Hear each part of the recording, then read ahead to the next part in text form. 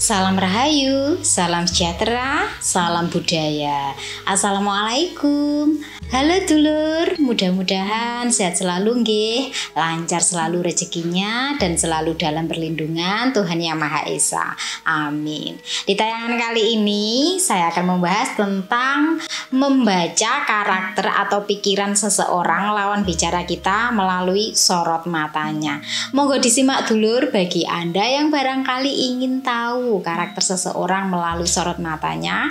Berikut penjelasannya. Wilujeng Rahayu, sugeng midhangetaken.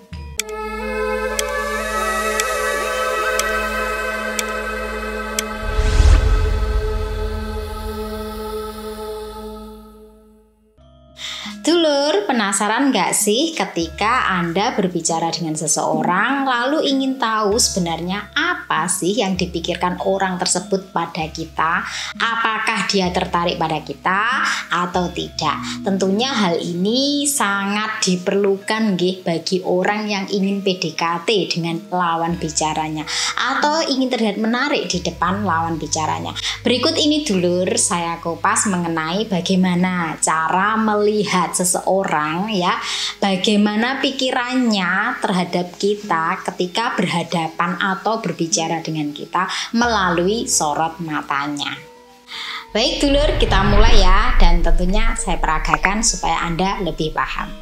Ketika Anda berbicara dengan lawan bicara Anda dan dia menatapnya secara konsisten, artinya lawan bicara Anda berarti tertarik dengan apa yang Anda bicarakan. Dan ketika lawan bicara Anda melebarkan matanya seperti ini, menandakan bahwa lawan bicara Anda tidak mempercayai apa yang Anda ucapkan atau bisa juga terheran maupun tercengang. Yang kedua, ketika kita berbicara, kemudian lawan bicara kita hanya menatapnya secara singkat, itu pertanda bahwa apa yang kita bicarakan itu tidak menarik baginya, bisa jadi tidak relevan untuknya. Kemudian yang ketiga dulur, ketika Anda berbicara, kemudian tiba-tiba lawan bicara Anda melihat ke atas, contohnya seperti ini. Itu tandanya lawan bicara Anda sedang bosan mendengarkannya atau sebenarnya ingin menghentikan pembicaraan kita. Nah, dari situ kita mestinya tahu diri nggih dulur. Mungkin yang kita katakan ini terlalu panjang lebar sehingga membuatnya bosan. Dulur, mungkin lawan bicara kita bisa menyembunyikan gestur tubuhnya ya, sifat aslinya, tapi tatapan mata, sorotan mata itu tidak bisa dibohongi dulur, tetap bisa dibaca. Terkecuali ya, ini perlu digarisbawahi, seorang psikopat, karena psikopat itu sulit terbaca dulur walaupun dari ekspresi matanya. Kemudian yang keempat, ketika lawan bicara kita menundukkan matanya atau melihat ke bawah seperti ini ya, pertanda bisa jadi itu patuh dengan apa yang kita ucapkan atau mendengarkan dengan saksama, atau bisa juga malu nggih dulur. Dalam arti mungkin ada kata-kata kita yang membuatnya merasa sadar atau merasa malu. Tapi bisa juga ini pertanda yang mendengarkan bosan. Contohnya begitu gitu lur.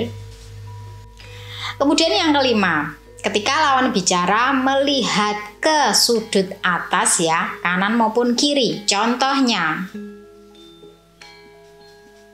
itu artinya bisa jadi dia sedang mengingat sesuatu yang pernah dilihatnya, atau dia berimajinasi tentang sesuatu yang baru belum pernah dilihatnya tapi dia mencoba menggambarkannya. Ini artinya mencoba menghayal ya. Kemudian yang keenam, kalau lawan bicara Anda ketika Anda berbicara kok melirik ke kiri, kemudian ke tengah, atau ke kanan kemudian ke tengah, itu artinya dia sedang mengingat sesuatu yang pernah didengarnya atau mengimajinasikan sesuatu ya, suara yang kira-kira itu seperti ini, artinya dia belum pernah mendengarnya tapi menggambarkannya lewat suara. Ini bisa jadi apa yang Anda bicarakan itu berkaitan dengan sesuatu pengalaman mengenai suara. Dulur, yang saya sampaikan ini adalah dasar untuk membaca karakter seseorang melalui mata. Jadi ini bisa dijadikan referensi nih ya untuk Anda melihat apakah seseorang tersebut tertarik dengan kita dan tahu apa yang dia pikirkan ketika mendengarkan kita berbicara. Yang ketujuh nih dulur, ketika lawan bicara Anda itu melihat ke kanan bawah atau ke kiri bawah, artinya dia sedang mengingat segala bentuk pembicaraan yang nyata ya. Dia sedang mengingat pembicaraan tersebut, atau bisa jadi dia mengingat perasaan pada waktu itu. Mungkin pada waktu itu dia sedih, senang, gembira, kecewa, marah, yang mana pembicaraan Anda itu mengingatkannya pada waktu itu.